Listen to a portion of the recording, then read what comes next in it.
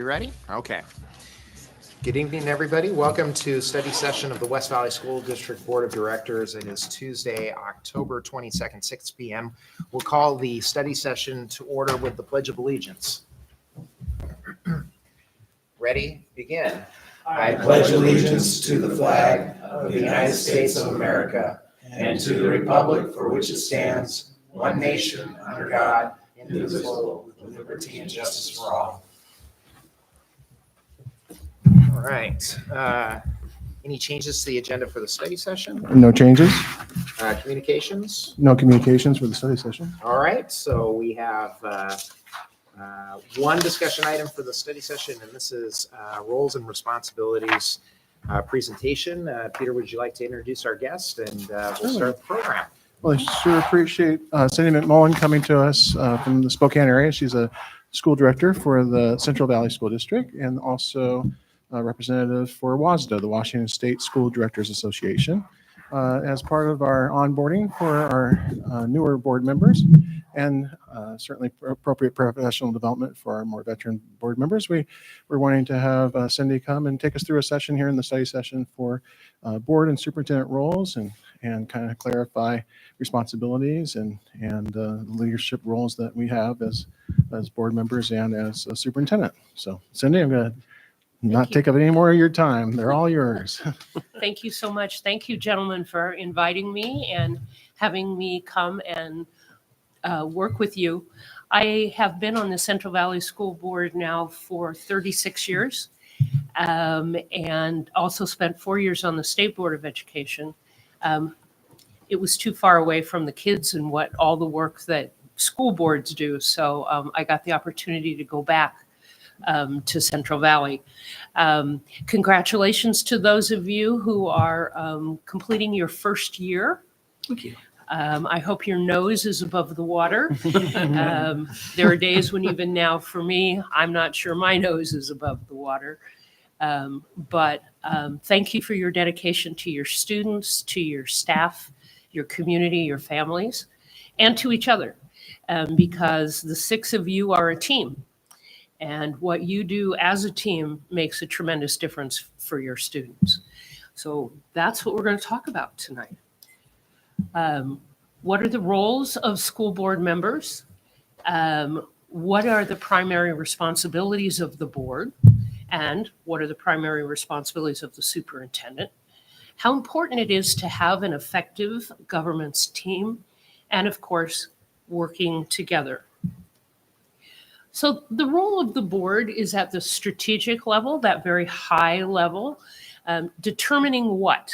What do you want to see your students accomplish? What do you want your staff to be providing? What do you want your superintendent to be doing? What do you want the relationship with the community to be like? So you get to tell Peter what he gets to do. But Peter is the only person on the staff that you get to tell what to do. He is your only employee.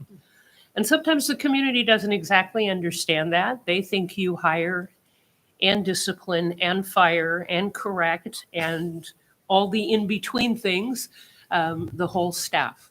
And so sometimes we're called upon to remind them that that's Peter's job. And then, of course, the operational staff does what Peter tells them to do, hopefully. I mean, that's the plan. But executes that how. So the board has these high-level responsibilities. You all have established, whether it was you individually as part of the board or a prior constituted board, the vision for your school district, what you want for your students, and the mission, which is the direction to all of your staff to implement that vision. You are community representatives to the district. You are also representatives of the board, or of the whole district, back to the community. And this can be one of the most challenging responsibilities, I think, because lately I've been hearing from folks in my community who elected me 2 years ago. No, a year ago, it just feels like 2 years ago, that they elected me. And so I need to do what they're telling me to do. And maybe that's the case, but maybe it's not. I think of my students in my district as my constituents, my number one constituents. And sometimes that's kind of hard because those people did vote for you. Those people know your phone number. And as a friend of mine says, they know where you live. But they know how to get a hold of you and tell you what their passionate thoughts are about what should be happening in the schools. And I believe that they are as committed to our students as I am, even when we have different visions of what we should be doing. And so part of that community representation is listening, and part of it is explaining not just what we're doing, but why we're doing what we're doing.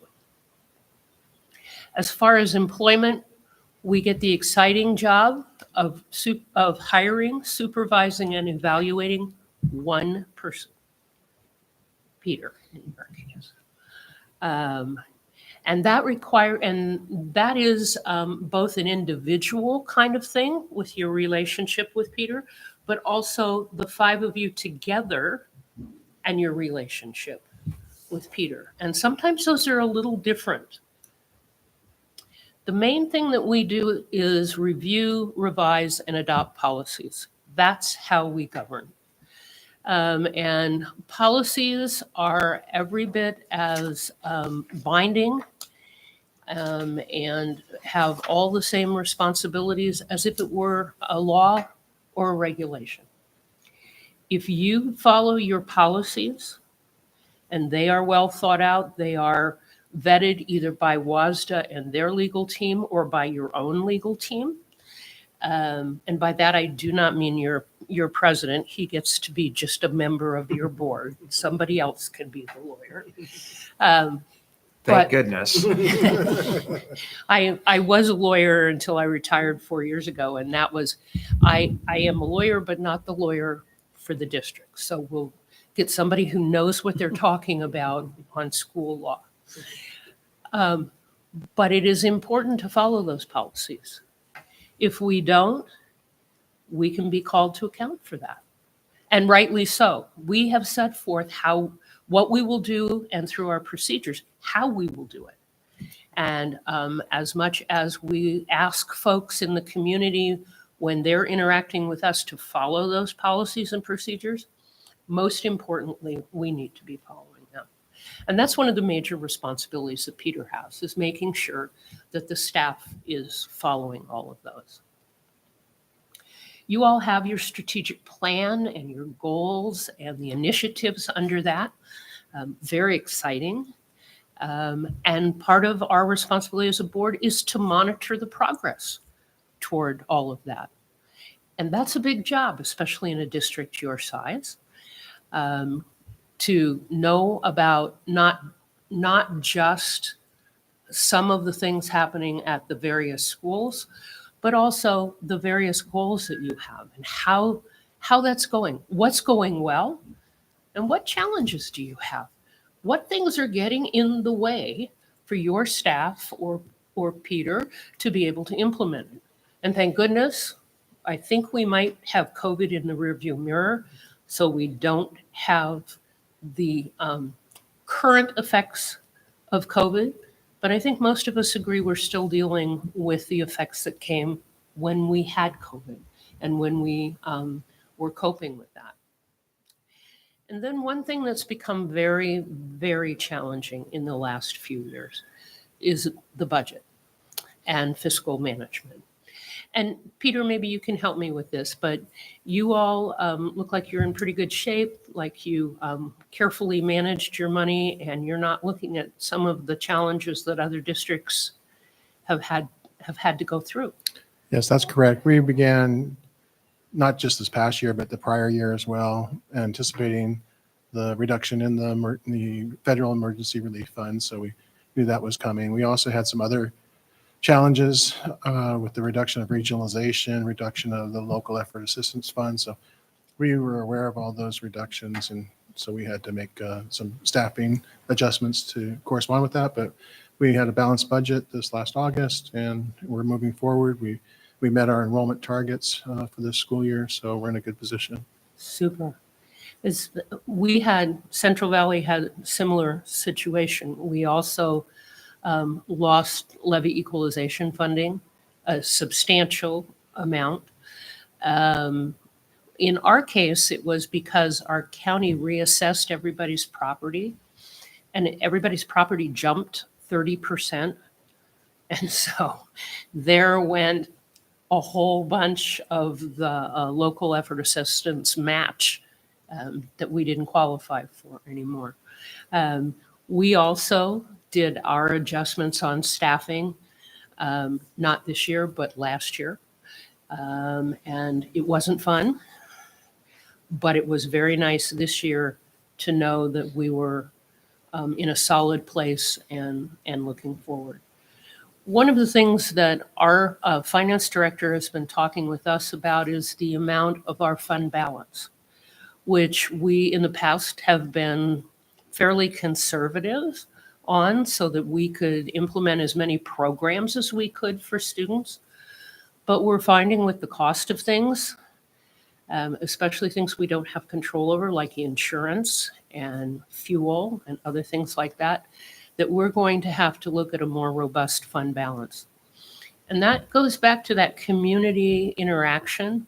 One of your communities is your staff, especially the unions of your staff.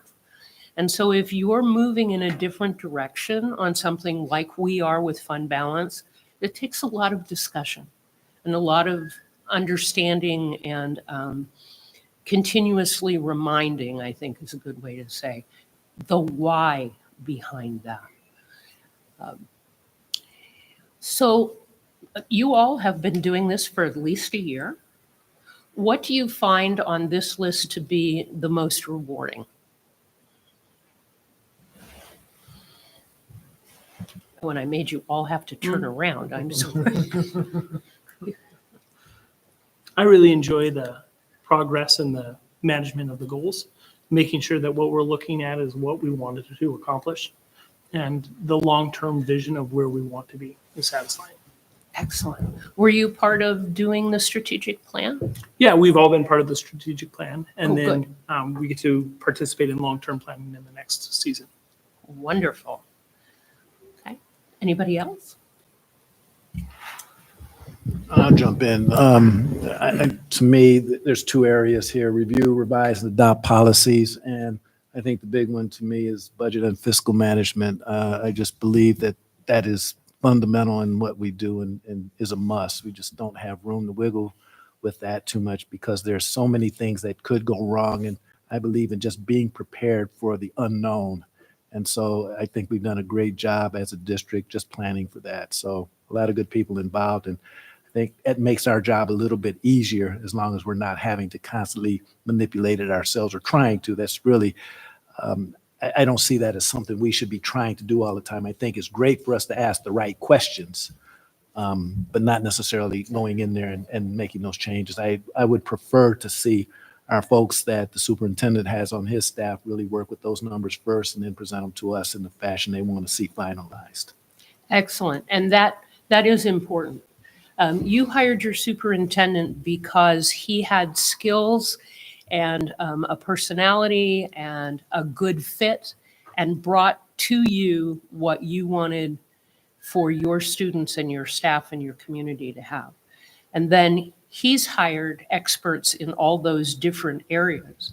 And it's important for us to trust those experts. But like you said, know the questions to ask. That's our holding folks accountable and also holding ourselves accountable because that's how we find out the information. I think it's always a challenge for board members to, if you haven't worked in a situation where you do rely on experts for certain things, and not every business does that, to trust the experts and know that they're coming to you with the same commitment to your students and your community as you have, and that they know what their job is. But like you say, ask the questions so that you know, and equally important, so that your community knows. Because when your staff answers those questions to you, especially in a board meeting, you're giving those answers out to your community as well. And that continues to build that trust and the understanding of what's happening. Anything else? I would say that for me, the most rewarding part is serving as a community representative and specifically, how do I add value to this district, particularly with, and I'll focus on Peter for a second, and even the superintendent before, trying to offer my best to help them understand how the community might see something, and make Peter in this case aware of things that maybe he hadn't thought about before. And it's not to direct him to do anything, but to add value, to help him think about what is going to help our district in a positive way with whatever that issue is that we're trying to tackle. And our conversations, both at the board meeting level and on an individual basis, as he might run something past me or past any one of us, but I'm just now speaking about for myself individually, that I value and cherish those conversations because, again, I come back to that, how do I provide value? Because even though he is our employee, this is a team endeavor. And Peter does well, we do well, the district does well. And we're moving forward in a positive way. So that's probably the most rewarding part of this thing that I've done for more than a year now. That's the part that I find the most rewarding. Wonderful. And I'll pay you the $5 that I owe you for just, putting it out there for the whole rest of my presentation. Okay. I have a question later on. Oh, you can ask a question anytime. Anybody can ask a question This anytime is they want. this is going to be a bit off topic, and it might be a bit controversial, but what do you say? You mentioned trusting the experts. We have people in the community. I'll just say that. People in the community that do not trust our educational experts. And that's and let me say this. I think it's okay to ask questions of our educational experts about the why, and making sure that our curriculum in particular and the things that we're teaching our students are appropriate. I don't know that I have a question about this, but trusting of the experts, I think, is a very big challenge in 2024, particularly in this part of the country. I mean, and what I'm saying in this part of the country, as in specifically central and eastern Washington. So I don't know that I have a question about that, but that's a challenge that I think many school boards, including ours, faces. And I don't know, and how we effectively deal with that as a school board members, asking questions and again, getting behind the why, because you also said something that I think is very powerful, and there's really no question. These are more statements, so I apologize. But asking those questions about the why we're doing what we're doing, I think is really important. But the trusting of the experts is a project that we all need to be a part of. Absolutely. And I will tell you that it is much different now than when I started out on the board, or even in sort of the middle years. There are folks in our community who question what we're doing. We take care of the most precious thing that anybody has. So I always start from there, that I wanted my children to have the very best education, and I wanted it to be an education. I didn't want it to be something else. And I know that there are folks who are concerned that it's an indoctrination, or that it is just passing time, or any number of other things. So the way that I approach it is to try to get to know as much as I can about what our program is and what it does, so that I can explain to somebody. And I'm lucky now I'm retired, so I can get permission and go and sit in on a class or talk to a principal. Or we have at our board meetings reports from different departments, and I see that you all do too. And so again, asking those clarifying questions, or those really thoughtful questions about maybe where we might be going. And then you just have to stick with it. And you have to know what your answer is. And sometimes it's evolving. And I think it's fair to be able to say, we're still learning. We're studying that particular concept right now, or those thoughts, and I try to ask people why they are concerned about that. What about the biology curriculum is the concern? Okay. Yes, I understand that. Okay. The district does have a total opt-out, a partial opt-out.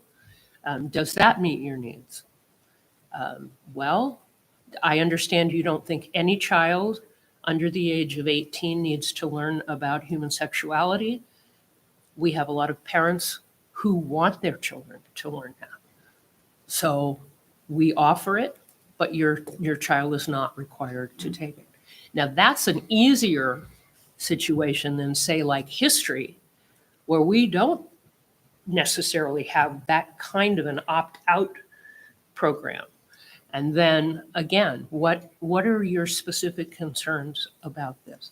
Have you had an opportunity to really look at the curriculum, Or are you relying on something you heard on the news or read on social media or somebody over coffee shared with you? The other thing that's been really powerful for us is that we've invited our students we now have a student advisory council that has students from all three of our levels, so fifth graders, eighth graders, and 11th graders, I think it is. And our superintendent, it's a committee that advises the superintendent, but we as board members can go to their meetings.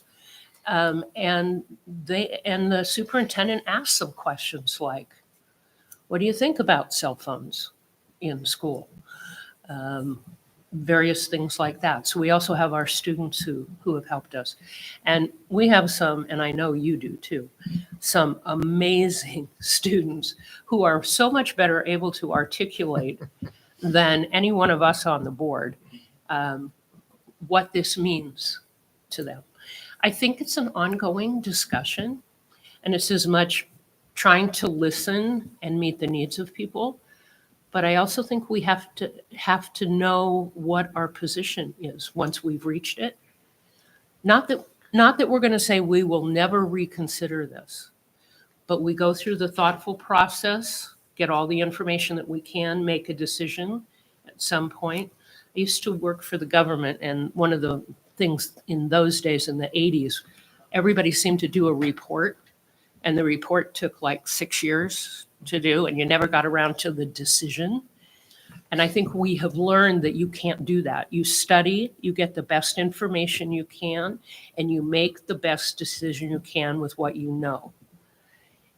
And then you implement that, and you learn from it. Sometimes it goes really great, and other times you have to tweak it, and other times you have to start over because tweaking isn't enough. But you own up to all of that, and you keep the dialogue going. But I do think that it is important, once you have made a decision, that you implement it with fidelity. And of course, you turn that over to Peter, but you have to back Peter up. You can't just sort of leave him out there in the fray. And even if it was a decision that I didn't vote for, it's my responsibility to back that decision up. That is the board's decision. I've advocated every way I can. And if that's not how my fellow board members believe it should go, okay? Once the decision is made, then that's the answer. And I would say, it's important. I think you can say this to your spouse or your close friends. It wasn't my decision. But I would not say that to the community, because that undermines the decision too. So just say the decision of the board is this, we're moving forward to implement it. And if it's something that you think somebody else can speak to better, recommend them to be someone to talk to. For sure, recommend Peter, and then Peter can do it, or Peter can tell someone to do it. That's what the joy of being the superintendent is. You can tell somebody else to do it. Okay, so the superintendent runs the district. Well, Stephanie runs the district, and the superintendent takes credit for it. But he manages the district. But he has to do it in accordance with the law. The policies that you have adopted, that's that guidance, that's that governance, and the other directives that you tell him. And directives are going to be things like parameters that you set on bargaining, or we would really like, when you do the budget, we would really like to see some emphasis on this. His job is to engage the staff. He can establish the hiring practice, again, according to the law. Some districts do it where the buildings have a lot of input. Some districts do it where it's more centralized, meeting a lot of different needs, including diversity of staff or whatever special needs are at a particular building. It's also ultimately responsible for seeing to it that all staff is evaluated, supported in whatever they need, disciplined if necessary. And the important thing here is that we're working on fulfilling the vision, the mission, and the goals of the district. Everything is connected to the strategic plan. I have lived through the era of, yay, let's do a strategic plan. Let's get everybody in the community together. Let's write it up. Oh, good, it's in this notebook. Let's put it over there and continue on with what we kind of have been doing. I see that you are not doing that, and I applaud you. We are not doing that either. One of the things that we do at our board meeting is whatever thing we're talking about, there is a specific statement of where that fits into the strategic plan so that our public knows and we know how that links into all that work we did on the strategic plan and how it's helping us get to those goals and fulfill those initiatives. And of course, as if he didn't have enough to do with staff and students and family, we need our superintendent to engage the community. He is our number one face to the community. And so it's very important that there are good relations there. And part of what can be helpful is we have our own connections and we assist our superintendent in that way. But we also let our superintendent know what our expectations are as far as the community. It's easier and harder when we're running a levy or a bond because we know what our expectations are past those things. But we all know that we can't do that just in the year that we're running the bond or the levy. It's a 24-hour, 7-day, 365-day a year job for all of us. And this goes back to the trust question that you have. It's very difficult to get trust. It is incredibly easy to lose it. And that's why just being your honest self, advocating from your heart, and being willing to say, oops, okay, I made a mistake. Either I had old information, which y'all are new, so you're not going to have that problem. I sometimes have old information, but, or I misunderstood what staff said, or you know what? I need to find that out. That's a very interesting question. Let me find out who I asked that of, and they'll get back to you. Or, you know what, I was just plain wrong. I didn't see that the way that other folks have seen it, and they've convinced me that I should change my mind. Any discussion you want to have on that? I can tell you are all very, very thoughtful gentlemen. Okay.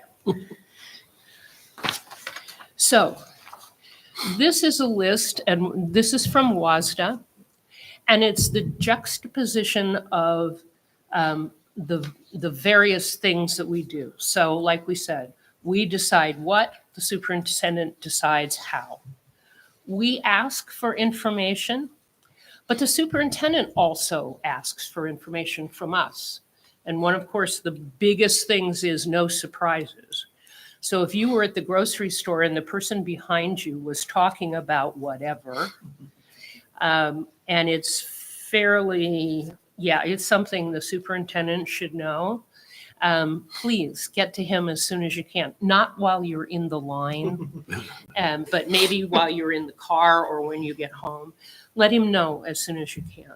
There's nothing worse than a situation that runs amok because nobody knows about it and can't answer it or can't put out the true facts. You consider issues, and I hope that you look to your superintendent and his staff for recommendations. And I can tell, first of all, because Peter told me where he went to college, but you don't just get I think you should do this. You get the reasoning behind it. You get the this is best practices part. The information comes through to you about we've looked at this. This is what we were looking for. This best meets our needs. You can ask questions around that. But that's what you're looking for is an understanding, not as deep as your staff has, but a good understanding of what they're recommending and why. Policy is our gig, if you will. And then we turn that over to our superintendent to implement. We also approve and review plans, not just the strategic plan, but you have a long-range capital plan. You might have a technology plan, even the school improvement plans or the district improvement plan. We review those and ultimately we're called upon to approve them. I would say, except in extreme circumstances, that doesn't give us authority to tinker with them. But I think we can ask questions. In our particular case, we have a relatively new superintendent. He's been with us just about 2 years. And the prior superintendent had a little different philosophy as far as his principles. He had an overall ultimate idea of what he wanted in the schools, and then he empowered his principals to approach it from their own perspective with their staff. So when we saw school improvement plans, we didn't necessarily see the same areas being addressed, like language arts or math or whatever. And so our new superintendent has dictated what the major areas are, and they come straight out of the strategic plan. So our community actually dictated it, and then said, and the third one is yours. And so it's a different approach, but that also came from the board's question of how do we know how the whole district is doing if everybody's not reporting on the same things? So part of how we review things. Monitoring progress. I think this is one of the most fun things that we can do, especially when the kids come and tell us what they're doing. But for me, that also means asking the question about what's getting in the way. Are you as far along as you had hoped to be in this? Are you farther along? Great. If you're not as far along, what might be the reason? COVID was a big reason for a lot of things, but our funding changes from the state a lot. So sometimes we think that they're sending us money in the next 2 years for something, and we are hoping we'll move forward with that, and that doesn't exactly pan out. Or we thought we were going to be able to get a new curriculum from Houghton Mifflin. Oh, they're not ready with that yet. Whatever it is, but knowing what the impediments are, and then what are we going to do to meet those. For the budget, the staff, especially the senior staff, is going to know best what you need to have in your budget. One of the things is we don't have very much discretionary money.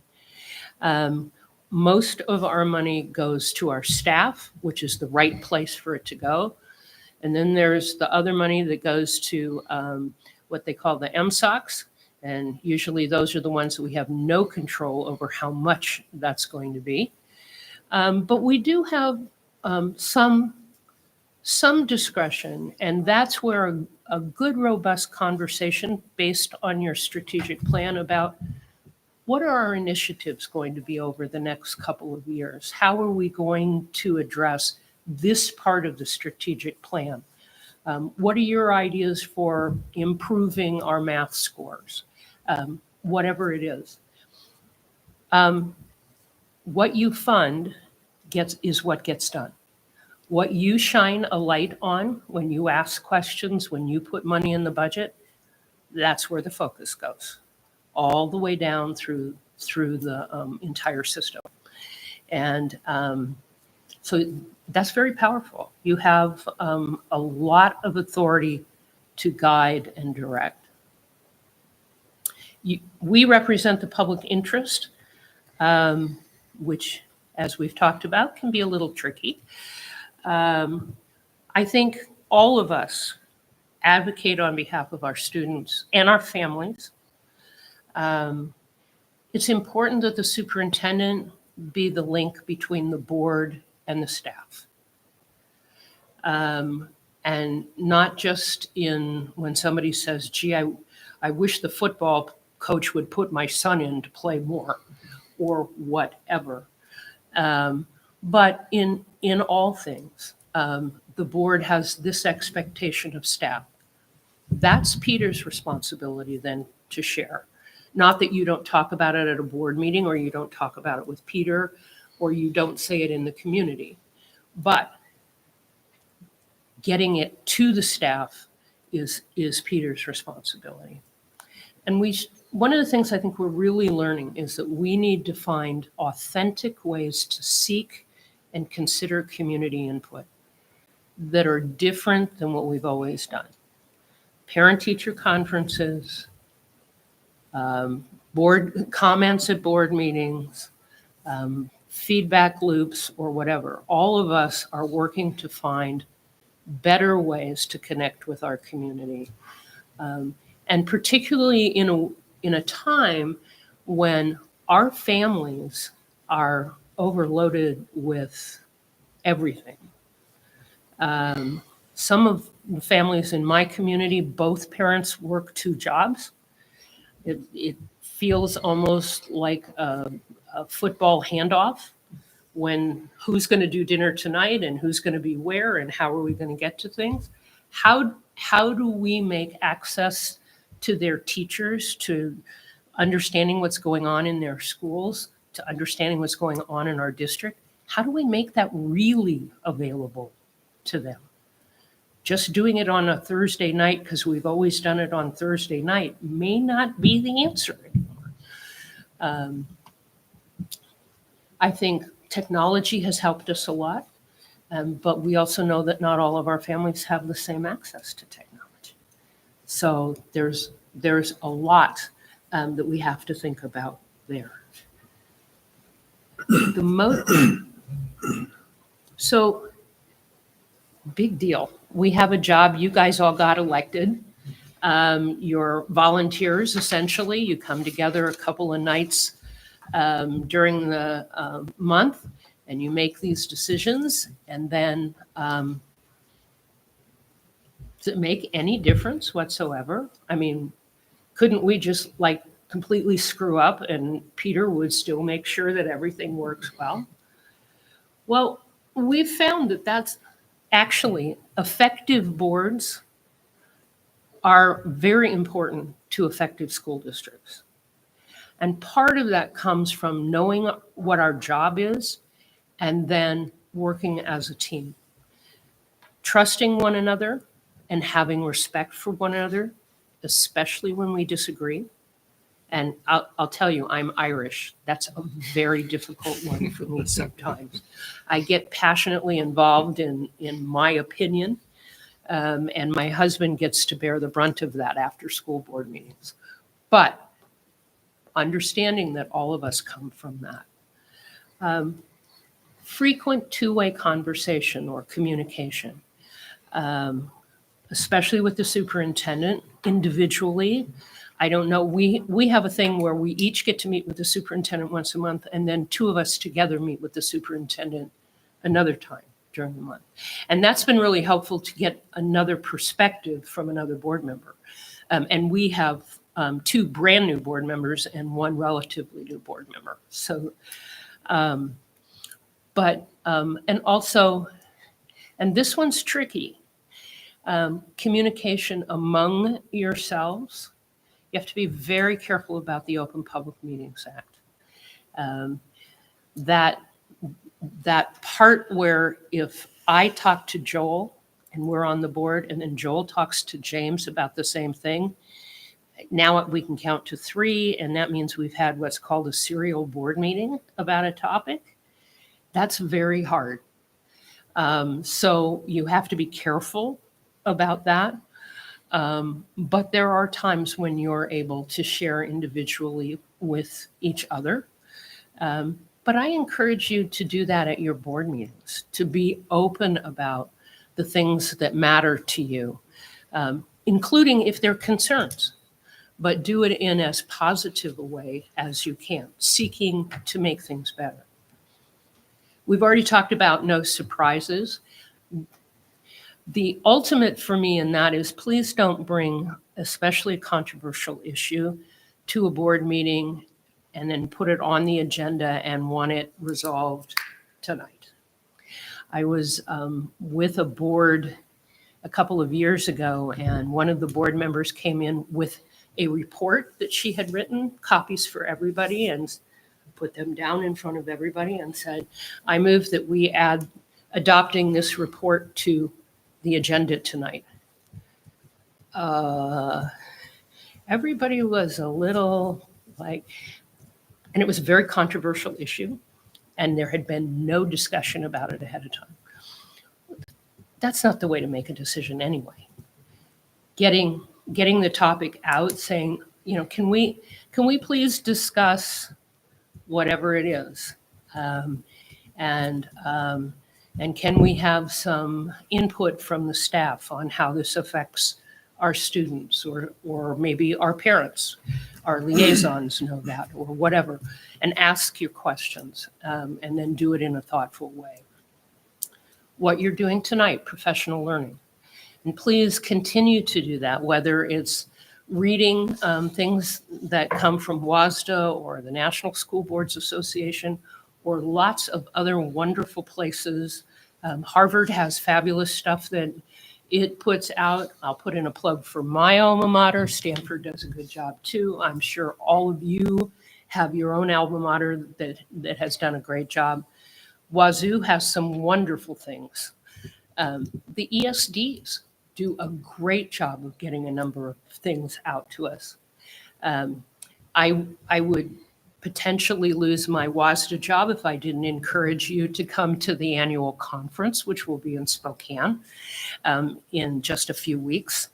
But there are other things that WVSD does. They have trainings, they have a series that I think it's once a month, for brand new board members, that's online. So there are lots of places to get more information. And one of the best places is from your superintendent. If you have a topic that you're looking at, ask him is there something I can read about this that will give me more information? One of our jobs is we have to evaluate in writing the superintendent once a year. But that should be a process that goes on almost all the time, on a fairly informal basis. I really liked it when the finance department came and explained how they build the budget. I had more questions for the special ed folks than I think we had time for, but thank you for having them come. How can I get more information from them? It's important to read your board packets so that you know what's coming up. And I encourage people, if you have questions, reach out with them before the board meeting. Give your staff the opportunity to be able to answer them. A lot of those questions, they're going to have to look up the answer. They know stuff, but the nitty-gritty part of it, they're going to have to look up the answer. And I was staff for a city council.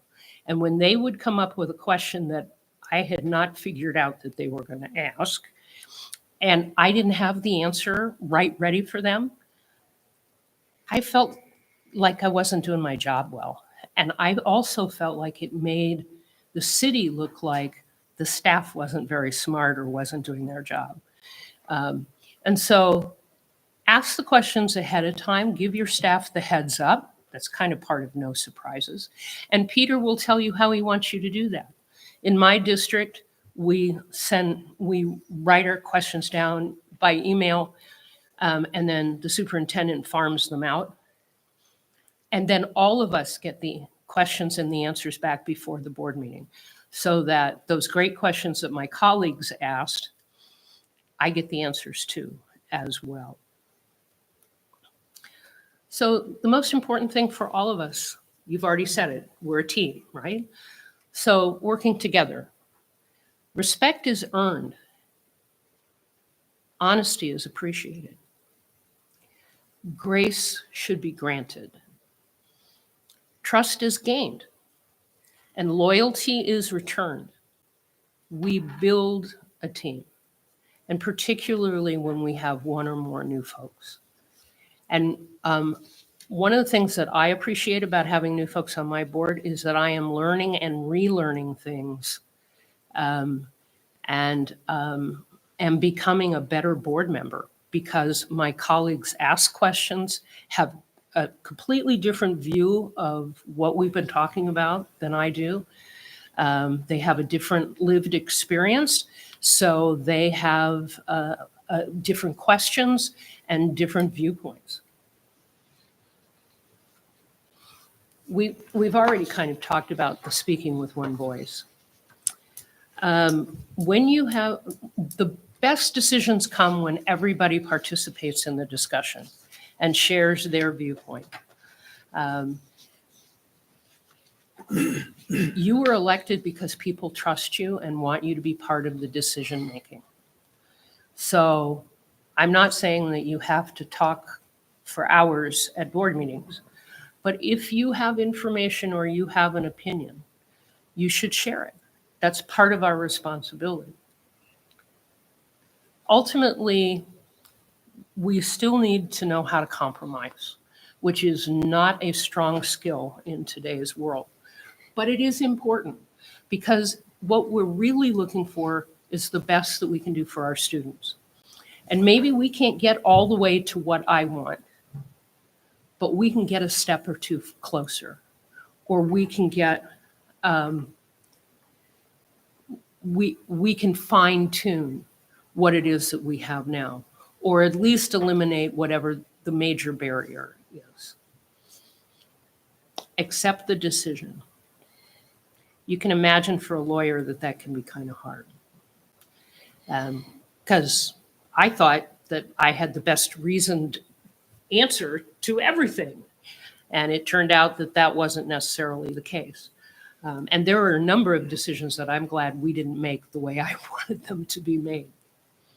And again, support those decisions publicly. The other part of speaking with one voice is when the community comes to you and either has questions or especially complaints. And sometimes it's curriculum. So knowing how you've adopted curriculum, what that policy is, that you go through a committee, that the law requires that members of the public be part of that committee, that there's research done, those kinds of things. Sometimes it takes a little bit of investigation. With COVID, a lot of us didn't update our curriculum during that period of time. So we've been updating curriculum that's 10 years old. Well, it's about time we updated that curriculum.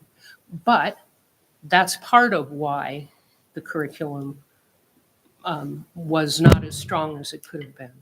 So know your board policies, your procedures, and the process that you use.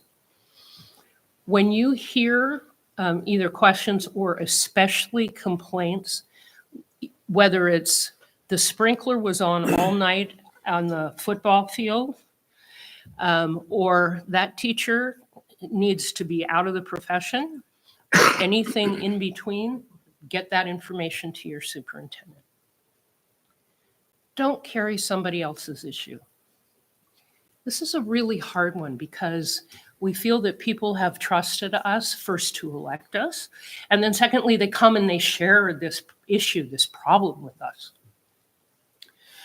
Well, I figured out that number one, no matter what they tell me, I don't know the whole story. And I could very easily be misinterpreting some or all of what's happening. And so that's what I tell them. I'm going to get you to the person you need to talk to about this. And then you can tell them the whole story and answer their questions without me being in the way. It also then allows you to back up and look at the policy aspect of whatever is going on. And maybe we need to update a policy. Or maybe we just need to remind people what the policy says and this is how we should be doing things. Ultimately, especially with complaints about staff, when folks have said to me, no, you need to help me do this, I've had to say to them, well, here's the process. As you go through, first you talk to whoever it was, the coach, and say, why, and I don't like this. Then you go to their admin, and then you keep going up. And there is a time at which this may come before the board. And when it does, the board sits kind of like a court. So I can't have any outside information. I can only have what everybody has when you present it to the whole board. So if you tell me everything right now, I'm not going to be able to sit in on that hearing, that appeal, as it were. Would you rather have me now or then? 100% of the time, people have said, no. Tell me who to talk to now. Hopefully I'll resolve it. But if it goes that far, I want you to be part of the decision on how it should come out. So one of the things that our superintendent just did was put on the website what the chain of command is. I was raised an Army brat, so, but, start with the person that you're having the challenge with. Talk to the teacher. Talk to the principal, talk to the person above the principal. In our case, it's called an academic officer. Okay, go to the assistant superintendent or whomever, go to the superintendent. We've actually now got that on the website and a way for people to get there. But that's what I remind people. Have you. The last one is hard. You can't make any promises. You can't tell somebody that you can fix this. And I think for some of the board members on my board who are kind of have an activist approach, that was the most difficult thing, to understand that isn't within our purview. We're really not here to fix things. And as the first time you promise something and you can't do it, well, you won't do it again. It's a very uncomfortable thing. So, we have just a few oh more yes. minutes, just a few more minutes. Yeah. We have just a few more minutes. Pardon me. We have just a few more minutes. Yes. Oh, Yeah. the board meeting starts at 7. Okay. Go ahead. Oh, I do have a question, actually. So I'm just going back a little bit, but talking about one of our main responsibilities is reviewing, revising, and adopting policies. Mhm. You talked about advocating from your heart and who you are. So I guess in your years of experience, what does it look like when you ask the how and the why, and maybe you don't line up with the answer you get? What does it look like for you as a board member to advocate from your heart, from who you are? For me, what I talk about is this is what I hope for our children. This is what I hope we can do. This policy doesn't seem to be really doing that, or this part concerns me because I see it doing this or this. We had an interesting discussion on our board about WVSD legislative positions. And in one case, it was the wording said something to one board member. And I said, well, the wording is a little different to me. What that says to me is this. Maybe we could be clearer.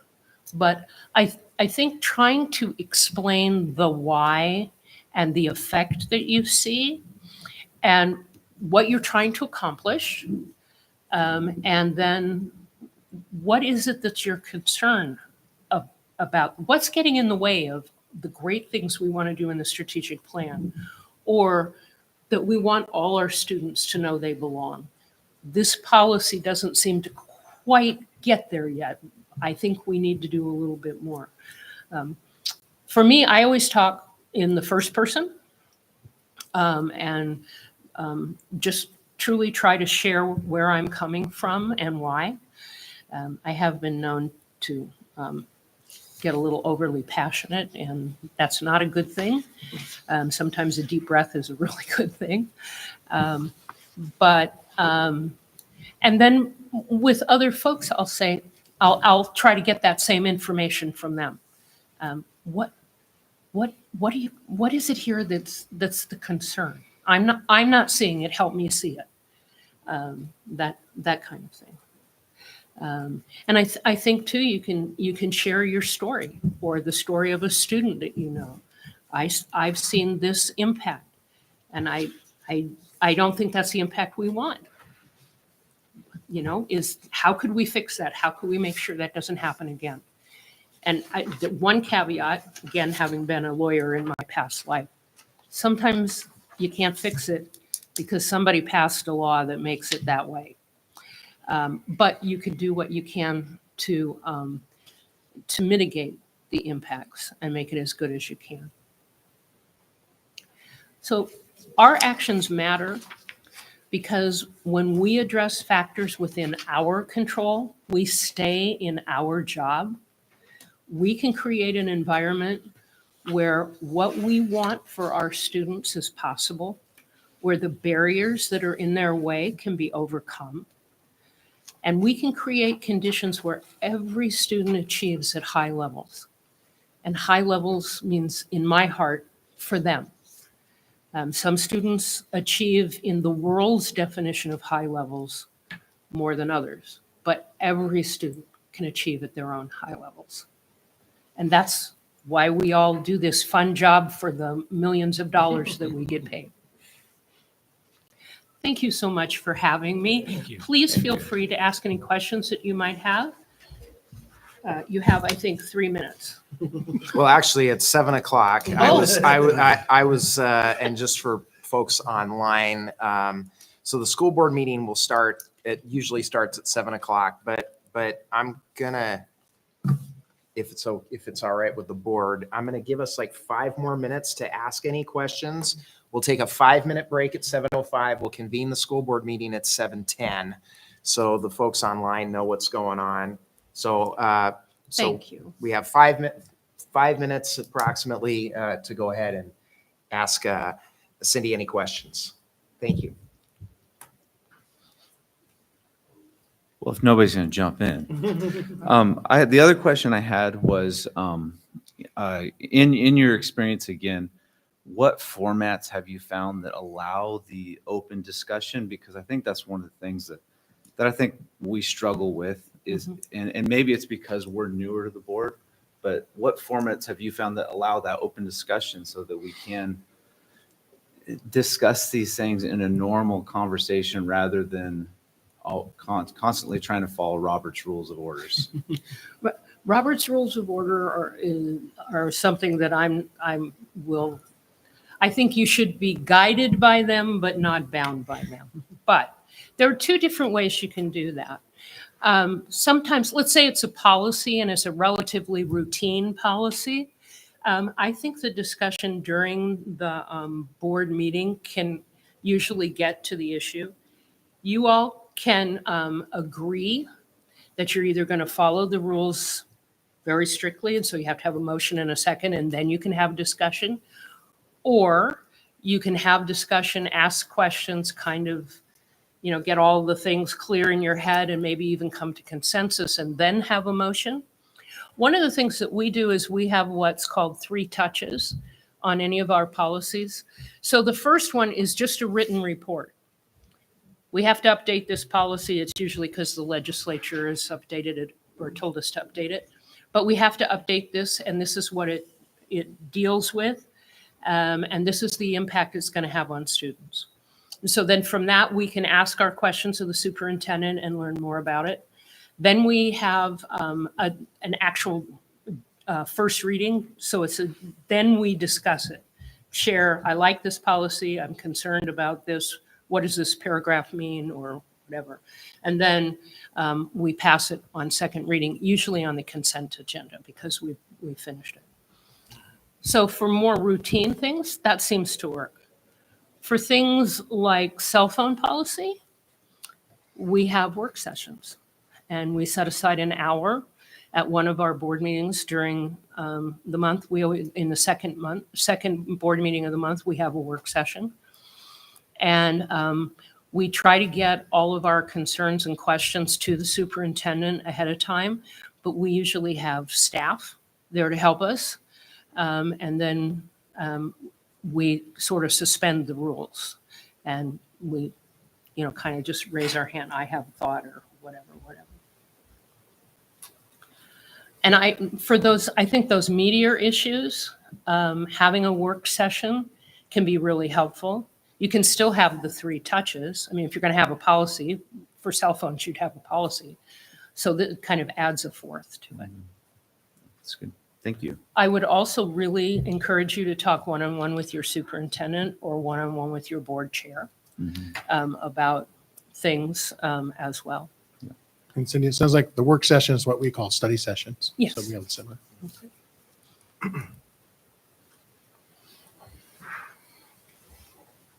Anything else?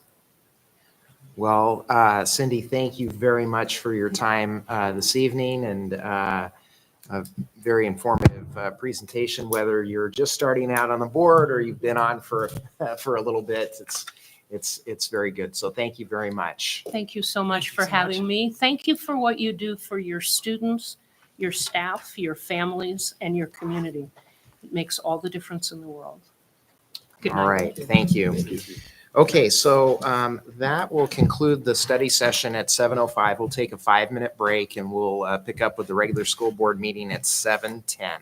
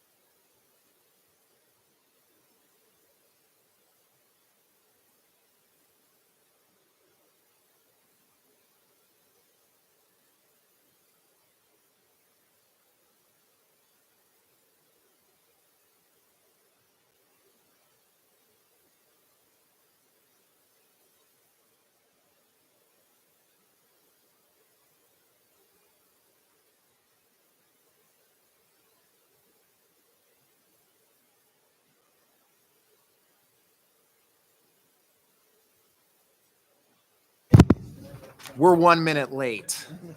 7:11. It's 7:11 on Tuesday, October 22nd. It's 7 p.m. Welcome to the regular school board meeting of the West Valley School District Board of Directors. I will call the school board meeting to order with the Pledge of Allegiance. Ready? Begin. I pledge allegiance to the flag of the United States of America and to the republic for which it stands, one nation, under God, indivisible, with liberty and justice for all. Okay. Any changes to the agenda? No changes? And everything in our agenda is up to date with the additional travel requests that came in. Okay, Yep, that's correct. perfect. Thank you. Just double checking. Item 5, communications.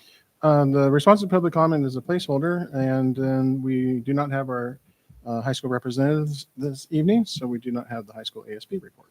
If I could just make one comment on the communications. I know that in the superintendent's report, you will talk about a letter that the school board received. It wasn't public comment, but that we officially received during the last school board meeting.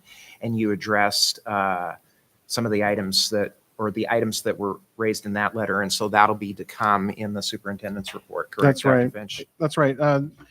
We had received communications from a parent, had some concerns about both some specific things at Apple Valley and then more general systemic for the district.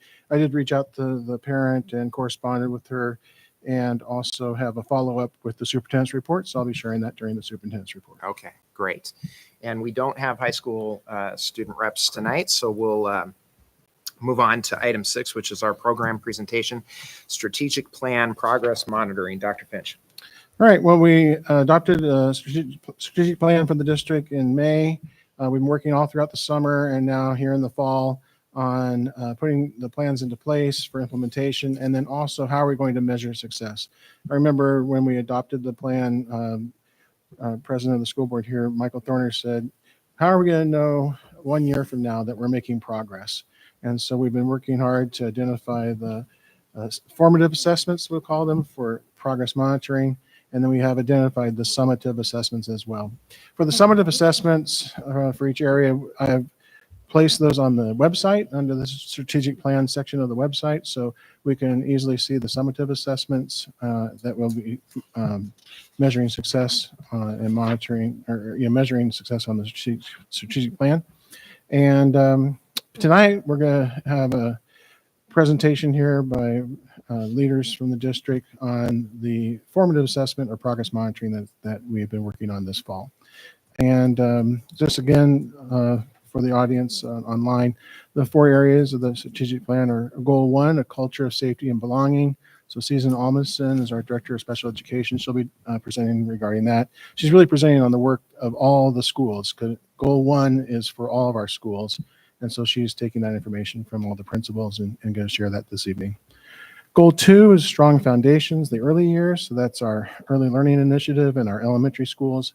Stacy Drake, our assistant superintendent for learning and teaching, will present regarding the work in that area.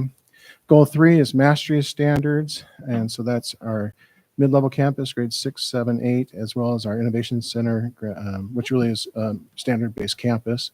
And that's grades 7 through 12. So Nick Clark is principal of the middle school. He'll be sharing information about the mastery standards. And then goal 4 is our career pathways. So that's, again, our innovation center, as well as our high school, grades 9 through 12. Jed Waters is our executive director for innovation for the district, and he'll share information about career pathways. At this time, I'd like to ask the school board to join the audience so we can see the presentation and listen to that. And then we'll come back and have the board do any question and answer they might have after the presentation.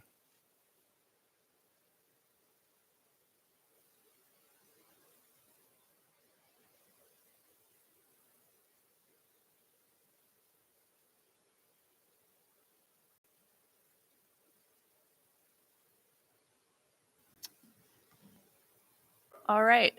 So as Dr. Finch said, goal 1 is culture of safety and belonging. And this goal is a goal that we're working on district wide. So all of the school districts or all of the school buildings are focused on goal 1. So So our practices for goal 1 this year are that teachers will actively promote and model an environment that respects all students' backgrounds and experiences by using routines that deepen relationships. If you've got a copy of the strategic plan, you'll see that this one is labeled as implementing. So we've got some buildings that we're already doing some stuff. This is new in some of our buildings this year, and then other buildings are continuing this work. So for example, at Summit View Elementary, all of the staff are assigned a spot in the morning and they're greeting students, checking in with students as they come into the building each morning to model that culture of belonging and getting to build deepen their relationships with the students.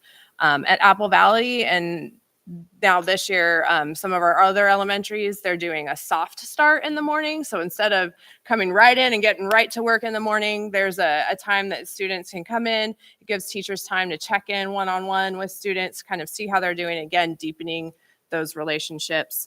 At the secondary level, I know a lot of this stuff goes on during Ramstrong and advisory periods where the students have the same teacher every day and can check in with them. And then the second practice we're looking at is staff will explicitly teach, reteach, and reinforce school and classroom expectations throughout the year. Cottonwood, I was there the first day of school, and they were ready to go with their school-wide expectations and taking the kids around in groups and really focusing on and teaching them, how do we use the bathroom appropriately? How do we use the cafeteria appropriately? How do we play appropriately on the playground? So teaching, reteaching, and reinforcing those expectations, K-5. At the middle school this year, they purchased a PBIS program where they're able to reward points for students. I've heard great feedback having a 7th grader at the middle school myself about how cool the point system is. It's a digital system, and they're using those to reinforce those school-wide expectations. So our outcomes that we're looking for in this goal area is to increase the percentage of students feeling a sense of safety and belonging. So we've got some survey data prior to implementing some of these things, and we want to see those data go up, the number of students that are reporting that they feel a sense of safety and belonging at school. So our formative assessment are those student surveys that are going out every 2 months and looking at how students are responding to specific questions around a feeling of safety and belonging. And then our summative assessment, so at the end of the year, what we'd like to see, again, looking at the annual survey data of students, staff, and families, and then also student attendance data. So we know that when students do feel that sense of safety and belonging at school, it does help improve their attendance.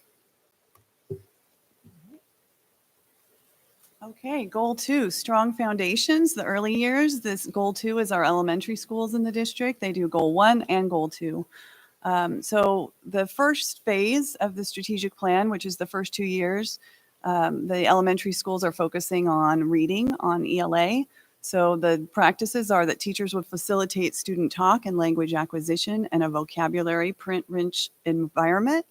And teachers will use a guaranteed and viable curriculum that includes intentional tiered support with data-driven inclusive interventions. So making sure that students who are not on grade level are getting the intervention that they need in an accelerated model to get back up to grade level. We're really lucky, it's luck or skill, that we designed the reading ELA portion in goal 2 to start this year when we have a new curriculum, so it's really been flowing nicely with the professional development and the strategies that are built within our new curriculum. So the outcome, of course, is to increase the percentage of students reading at grade level. Remember, this is just phase 1. The first 2 years, we're working on reading. We're still teaching math. We're still teaching science, social studies. But we are focusing on the plan on reading and writing. Our formative assessment we're really working on classroom-based assessments. We are playing around, trying out the assessments that came with our new reading curriculum. We're having some challenges with that, just with the alignment to the Common Core standards. Although it says it's Common Core aligned, it feels a little bit off in some grade levels. And then just our students are not used to taking online assessments, end of module assessments. So that's taking longer. So we're giving teachers really some freedom to try out weekly assessments by grade level. They're all agreeing on by grade level. Like fifth grade, for example, decided this last month at the late start that they wanted to, the next two modules, do the same weekly assessment rather than the whole end of month, end of module assessment to see if they got good information from that. And then there's, of course, iReady, which is fall, winter, and spring. And what we were looking at in iReady, remember, is students meeting their growth goal by the end of the year. So when we look at the winter data, we will check to see if students are halfway through the year. Are they halfway to that growth goal that they were assigned based on how they came in? And then the other factor that we're looking at is the percentage of students that are on grade level. And then our summative assessment for goal 2 is the end of the year, the spring, both the growth, how many students met their growth goal, which is accelerated. If you're behind grade level, then you get more points that you need to earn in your growth goal. And then the percentage of students on grade level, because that's our ultimate goal. So we're working with formative assessments. It's been a challenge, but we've had really great, rich conversations about standards and curriculum and how they line. So even though we keep telling the teachers hang in there, like we're taking their feedback, we're adjusting to their speed. And you know, our goal is to really have formative assessments decided at the end of this year to implement next year. You know, making sure that teachers really are getting the information they need and principals to make sure things are on track. So that's goal 2. All right, for goal 3, at the middle level campus, we also have goal 1 and goal 3 as well. And so we're looking for practices of teachers will provide the target instruction and strategies with multiple opportunities. So it really finds alignment with the mastery-based learning and how we're swaying to that. And we're really taking that over and tackling it this year. And we're giving teachers and empowering them to make sure that they are finding the right way through their PLCs to really be able to find that formative assessment and provide those feedback on ongoing feedback. So and then teachers will know and use common assessments, power standards, and proficiency levels. We've been doing this for a couple of years, been meeting regularly for this and building and identifying our standards and building our proficiency scales. And so as we hit the ground running with these, we're really seeing how we're becoming a team across the board. So the students are part of this team. They're getting provided these proficiency scales so they also can see and where they're at in their progress. And so we're really excited about that as well. So obviously with goal 3, our outcome is to increase the percentage of students meeting grade level standards in all classes, but we're also looking for growth as well. So it's a good way of watching the growth, and ultimately we want to be able to meet the grade level standards. So just like the elementaries, finding that formative assessments has been tricky. We want to make sure we're collecting data that's going to be able to, that we can use, and it can be fluid. And so we can find those holes and we can fill them quickly and able to provide students what they need. And so that's right now we're using our common based classroom-based assessments that are developed through our departments and PLCs. We've also kind of taken the MyPath. We kind of got a little kickback on that when we got that from the elementaries for the curriculum. And so we're kind of trying out that.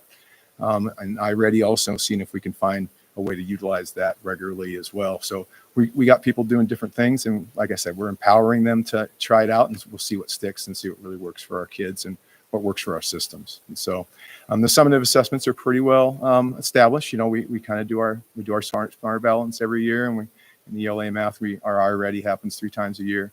And ultimately, we want our percentage of students meeting grade level standards to increase and show all that. So, yeah.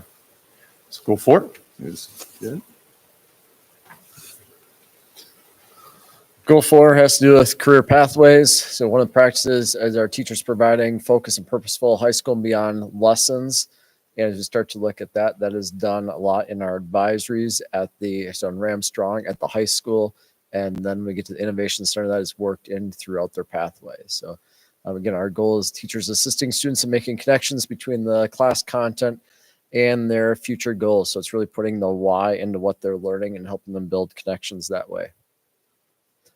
Outcome there again is every student using their high school and beyond plan or equivalent plan. We say equivalent plan because next year the state is moving to a statewide program. Right now, every district gets to choose their own program.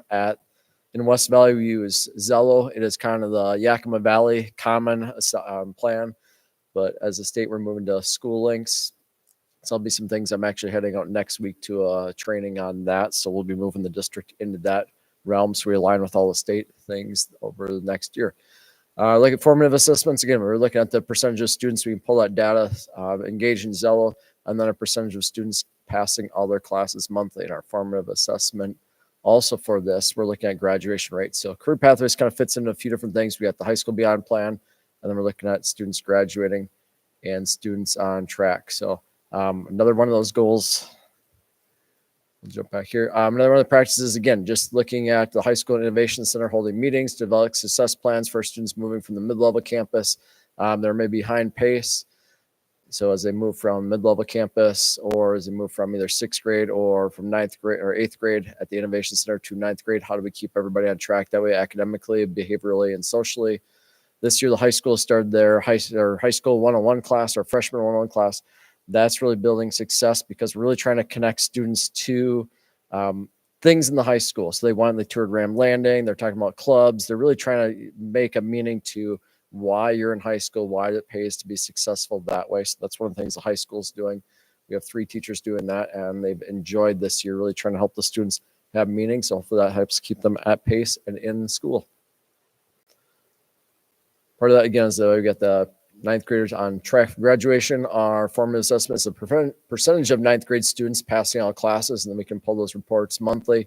And then we're also looking at the summative assessment is how many 9th grade students actually pass all their classes at the end of the year. Dual credit, high school and college credits combined. So dual credit, again, is a student taking a high school class, either at the high school or the Innovation Center, and at the same time they're taking, let's say, English class.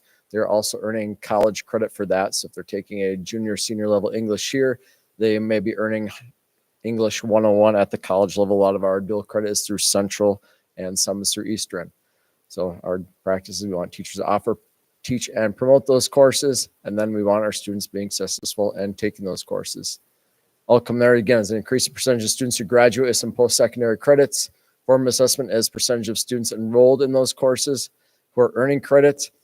And our percentage, again, our summative assessment is a percentage of those students who graduate with those credits. One thing we found as we're starting to look through is we have a number of students that are taking the college and high school classes. Sometimes they're not always taking them for the actual college credit. So that's something we'll look into this year, see what barriers might be there, what reasons. Sometimes it just is a student wants to stretch a little bit, but doesn't want to take the risk of maybe a lower grade on their college transcript. So sometimes that's fine.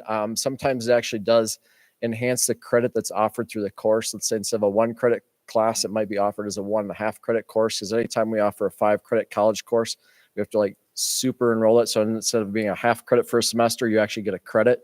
So if it's a year-long class, they end up earning a credit and a half. So there's some things that way. It might be a reason if a student's behind in credit, they can make up some that way. So again, there's some reasons, but we'll look into it. We'll try to do some student listening sessions along with staff listening sessions to see if we can get more students taking that for college credit. And then students meeting their learning standards, earn credit, and graduate. Those are our goals. So again, teachers communicating the learning targets, success criteria. They're clearly aligned to the grade level standards. Teachers assisting students in setting goals, constructing learning environments that empower students to reflect diverse backgrounds. So again, really is building connections between what we're learning, why we're learning it, and how it fits into the student's future. Outcomes there is, again, increase this percentage of students who are meeting learning standards, earn credit in every class to increase our 4-year graduation rate. Formative assessment is a percentage of students passing all their classes, that being pulled by reports. And then in the end, our goal is that we have a great graduation rate. And really, it's a combination of all 4 goals building up to graduation. And then there's that part. All right, we'll have the board go ahead and get back to the microphone. And if you have any questions. Thank you. Appreciate it.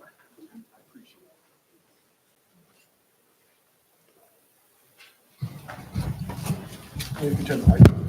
Thank you. All right, so a chance for the board to ask any questions of our presenters. I have an observation and just a question. The observation was my 8th grade student tonight was so excited to show me his points. And it was the first time that he was engaging with it. He was showing me his cart. He was showing me all the things. And he can be a pretty self-centered individual.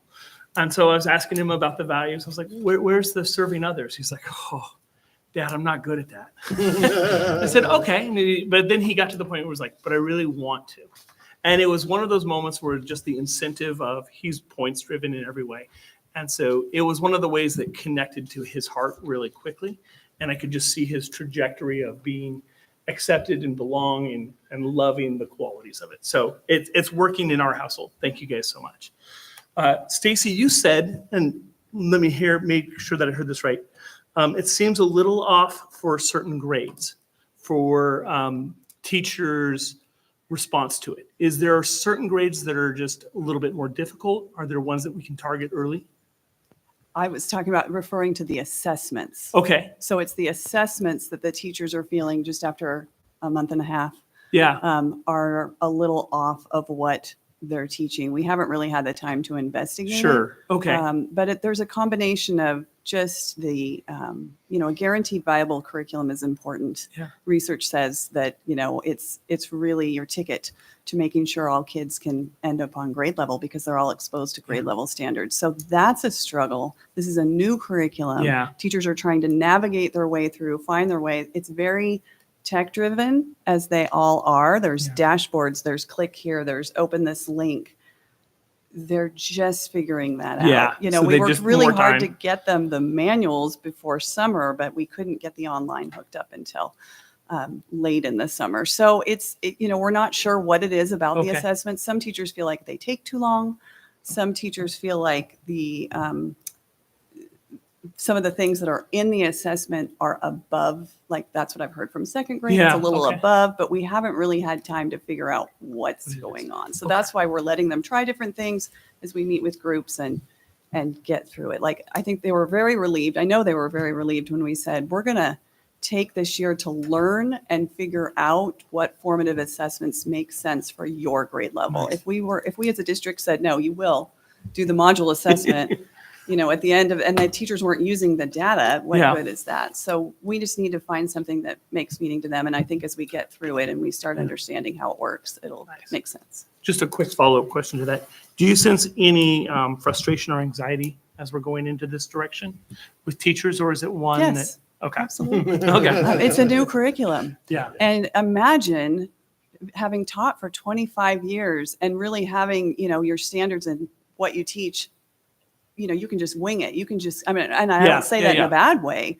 when a student answers, how to, intervene and what to do, and what's next, the story that's going to come next, you've taught it and you're excited about it and the program you do. And then it's all new and you Yeah. have to read, like teachers are saying, I have to read through the stories the night before and look through, and there's so many different moving parts. Yeah. That is typical.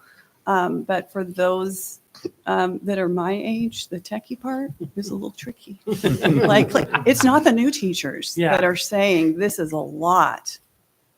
Okay.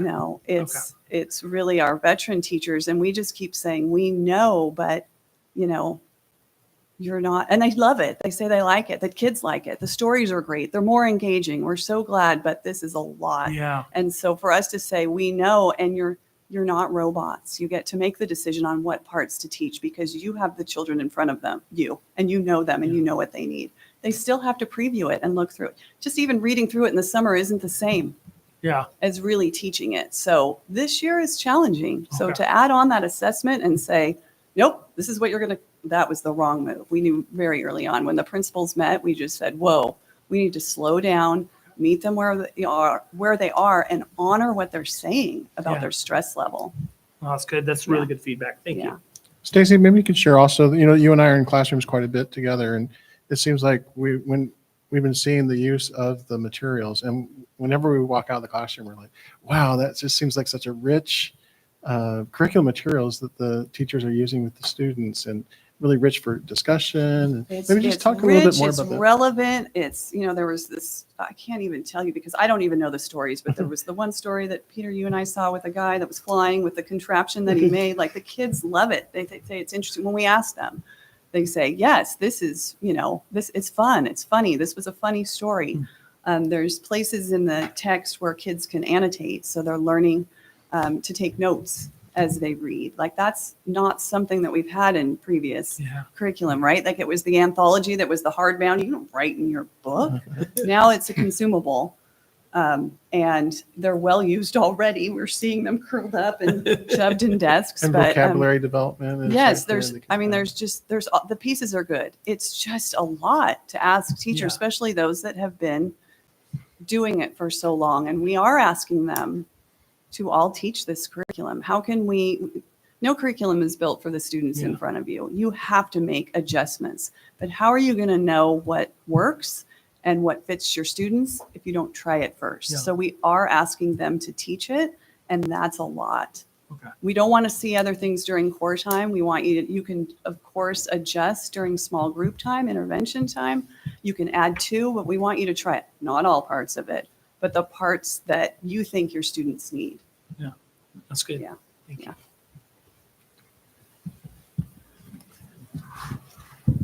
Thank you. Very nice presentation, by the way. I particularly like that it was segmented and organized the way it was. It was very well done and looked very polished. So thank you for that.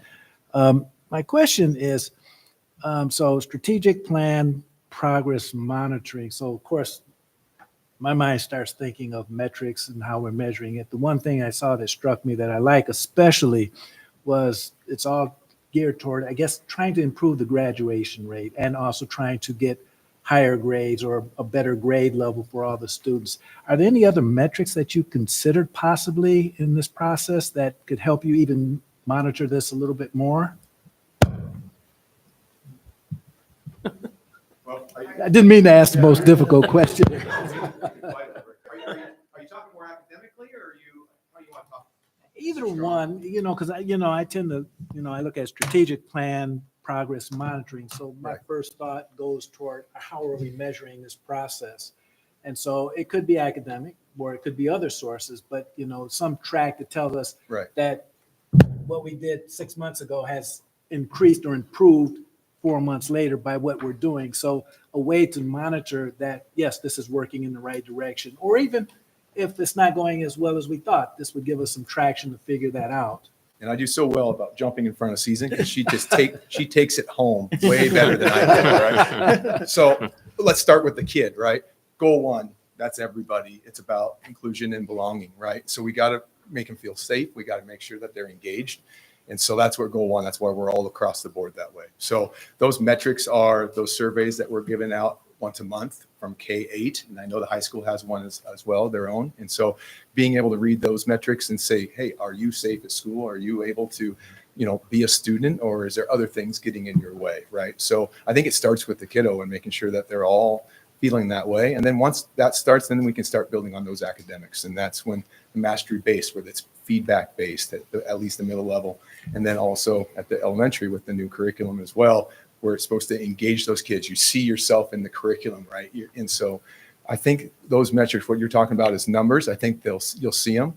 Now, what we're running into is that we're looking for that fluid movement so we can see pockets open up quickly and we can close those up.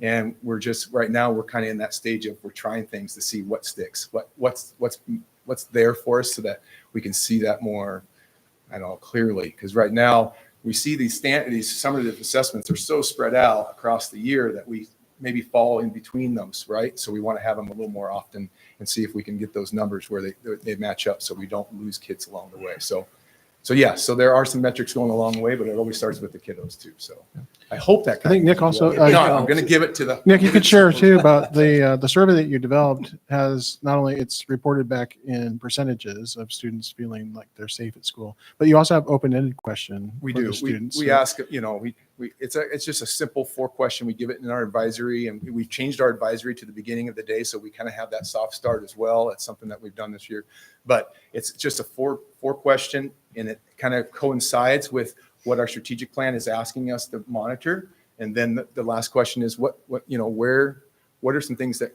we could do better, or where are you feeling safest, or where are you feeling unsafest or not belonging, so that we have some identity to be able to target some areas as well too. So yeah. The other thing is you could share about how you developed the school-wide expectations. I see those on the hall, in the hallway. I see them in the classroom, the posters that you developed for the Right, mid-level and it campus. goes with, with Joel, what Joel said earlier, and we have our expectations that are well established, and we're finding ways that we want to make sure that it becomes part of our culture. And so whether it's, this week, we've met with that team, and it's not just me and Amber, we have teams of people behind us that are, and our staff is amazing, and they're just diving in with us. But we have our team earlier this week said, well, I want to be able to reward a kid in the hallway, and I don't want to stop and ask their name and do all that. So we've developed, we're still going to give out that buck that we did in the last few years, and then they give it to their advisory teacher. Then their advisory teacher would put it in their bank, and assign it. So we're trying to find ways around that as well. So yeah, definitely. Anything to add on that one? No, I will just add, Nick, you did a good job. Progress monitoring in general, like when we sat down to create this presentation, it was really easy for all of us to come up with that summative assessment that we're doing, like looking at every year. But with any sort of data collection, those formative assessments and those how often we're checking in and whether or not that data is actually giving us the information that we're needed, that's something I think that's going to be kind of a work in progress. We've got kind of a good idea of what we're looking at, but we might find that those metrics, the things that we're collecting, aren't actually giving us the data that we're looking for. And so that might change a little bit as we go through the strategic plan and evaluate how the strategies are working. So I hope that makes sense. Thank you. It was a wonderful presentation, as I said. So I'm really looking forward to hearing more about it in the future. I do have a couple comments. I think one of the things that stuck out to me, and I appreciate this because I think it shows the working together from the top down. But we were at Summit View 2 weeks ago, and part of their presentation was the engagement that they're doing in the mornings, and so it's neat to have them present and talk about it, and then hear you, Susan, share to see the really the teamwork that's happening there. And another, just a praise, I think, my own daughter, she's in ninth grade this year, and she met with her advisory at the beginning of the year, and she asked her what she wanted to do with her future and stuff, and she's determined to be a lawyer. And but anyways, the advisory teacher just gave her all these different options about, well, you should do this, and this will help you for this. And so I do see a lot of the just really working together from the top down. So I do appreciate that. And Nick, maybe you can answer. I know last year some of the teachers had a tough time with the mastery-based standards and the implementation of that. Are you still experiencing some of that pushback, or have they gotten through that?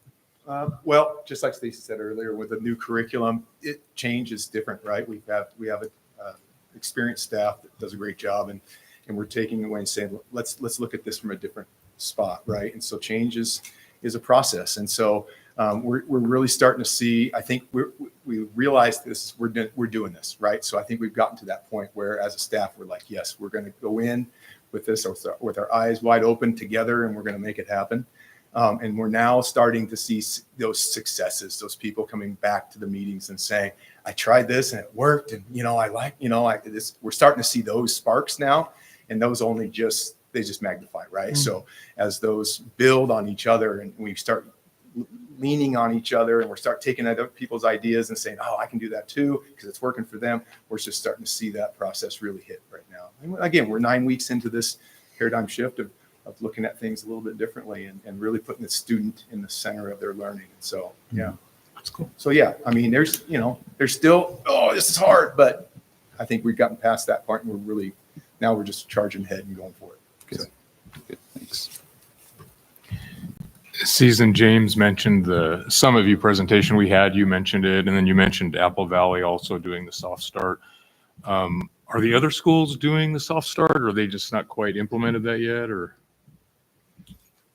Not all of our schools are doing soft start. Some of for the relationship building routine in the elementary schools, some of them picked like greeting at the door, another research-based approach where all teachers are at the door, greet every child by name, fist bump, hug, handshake, look in their eye, say something like, hey, how was your t-ball game? How was grandma's last night? I remember you were going to go to grandma's. There's just a lot of evidence that shows that simple positive interaction at the start of the day can just erase any not positive things that may have happened on the way to school, a child waking up late or mom being late, or all of those things that can happen that can set off a child's day. It can just kind of reset and start to build that unique personal relationship. So everybody's doing some. Yeah, form of and they that, have yeah. it listed in their school improvement plan exactly what their staff chose for their relationship routine. And principals are monitoring that through weekly just walkthroughs, just in aggregate. Hey, this is the percentage of staff I saw at the door. There's things that happen. The phone rings, a child needs help. You may not be in the door, but we really want to get in those high percentages to make sure that staff are doing this. So there are some measures that you didn't see today that are more principal observation, just to see if we need more professional development, teachers need more support to make these things happen. That's good. Thanks. Okay, well, thank you very much. Very, very, very informative, and we'll look forward to more of these reports as we advance through the school year. So thank you right. very much. Yeah, just tying this back to our study session where you talked about the role of the board. Really, part of that is accountability. That myself and our staff, we need to be accountable to the board that we're going to follow through on what we say we're going to do. So adopting the strategic plan is one thing, but implementing it is quite another. And so having this presentation this evening is part of that accountability to show you what progress we've made in the first month and a half of school and what we put into place for how we're going to monitor that formative assessment throughout the year and then the summative assessment at the end. We're also going to have a presentation at the end of next month on Monday, November 25th, and that will look at the district foundations part of the strategic plan. And so for that presentation, we'll have Geraldine Ashbaugh is going to talk about systems to ensure high quality student learning, specifically our district instructional coaching model. The second part is authentic family and community engagement. So we'll have Minerva Pardo present an update regarding that area. The third area is facilities and operations to support an outstanding student experience. So our Assistant Superintendent for Business Operations, Joe Conley, will present on that. And the fourth area is a culture of excellence, accountability, and continuous improvement. How we use how we use data to monitor improvement efforts, monitor milestones, and celebrate success. And that will be your superintendent, Dr. Peter Finch. So look forward to this continued accountability to the board on strategic plan. It's not like Cindy said, some districts who pull it all together and put it on the shelf. That's not happening in West Valley. We're going to have accountability to the board. And again, I really appreciate the staff embracing the areas of the strategic plan. I'm seeing it as we're in classrooms. I'm seeing and all these great things happening by our staff taking the initiative to make it happen. And so I really appreciate the staff making things happen. Thank you. Okay, item 7 is public comment on non-discussion agenda items. So this is the point of the school board meeting where we open it up for public comment on non-discussion agenda items. We have one discussion item later in the board meeting, which is some revisions to the instructional materials committee procedures. And we're going to take that up a little bit later, and there'll be a public comment period to receive public comment on that item a little bit later in the meeting. But anything else of interest that any member of the community would like to address the board on, just as a reminder, this is not a time to speak about a complaint about a specific staff member. If you have a complaint about a specific staff member, you are advised and encouraged to seek an appointment with Dr. Finch, and he will be happy to speak with you about that. Also, as a reminder, if there are questions that are asked during the public comment period, the board will not answer those questions tonight. However, Dr. Finch will respond as he always does at the next meeting, and if there is a more urgent concern, then he will follow up in a more timely fashion, depending on the nature of the comments. So with that introduction, we have one person that has signed up, and Dr. Joel Heinzen is here. And Dr. Heinzen, if you wouldn't mind stepping up to the mic, the floor is yours. Well, my name is Joel Heinzen. I'm a West Valley resident. My kids were students here at West Valley, and I have 3 grandchildren. in West Valley schools. And I had my questions answered tonight by the presentation by the staff. I did not understand the implementation of the strategic plan, and I was concerned about how were the 90% levels going to be reached over a 6-year period when nothing seemed to be happening. But clearly there is a plan and it's moving forward. So I have no further questions. But thank you for the presentation tonight. That was very worthwhile. Thanks. So that was the only person that had signed up, but I'll open it up to anybody else that would like to address the board at this time. I'll go ahead and close the public comment period.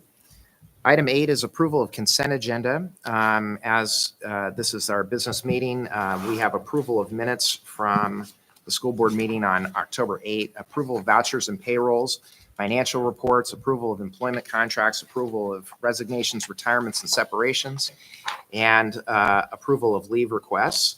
The consent agenda has been in the packet. Any final questions? If not, we will entertain a motion, or I will entertain a motion to approve the consent agenda as presented. So moved. Thank you. I do have one Oh, question. go ahead. I'm sorry. That one travel, that request that we received, is that part of this? No. No, that's under Okay. the I action just wanted to item. be sure of that. That's Later. what I thought. Okay, thank you. Under action items. No problem. Good clarification. So Mr. Walcott has made a motion to approve the consent agenda as presented. I'll call for a vote. All those in favor, please signify by saying aye. Aye. Opposed, same sign. Motion carries 5-0. Okay.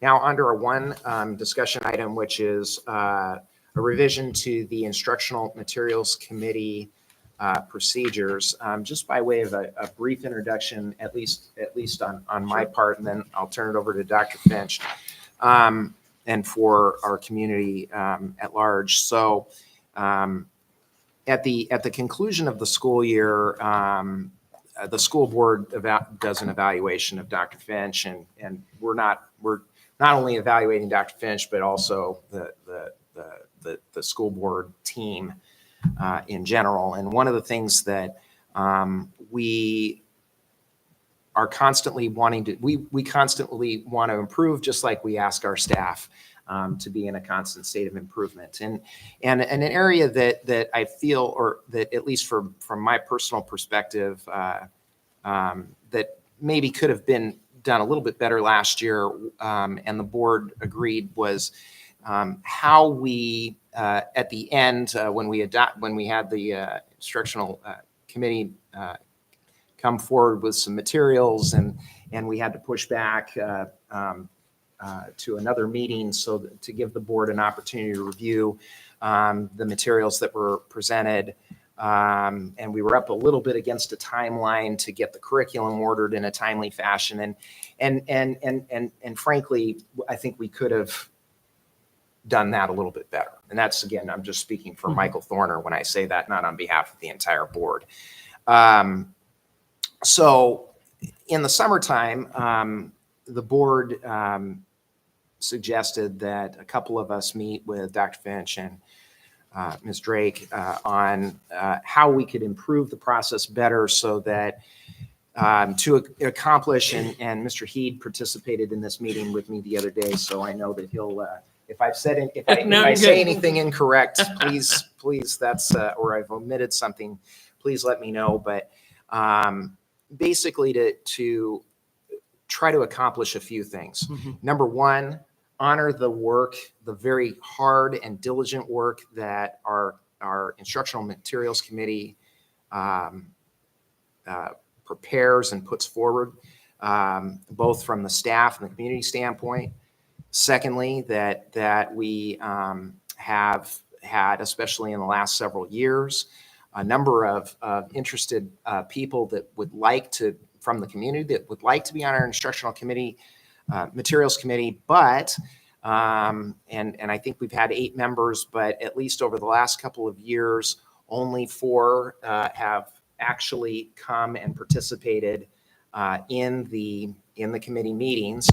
And so trying to address how we can include more people, have a reserve pool. So addressing that issue.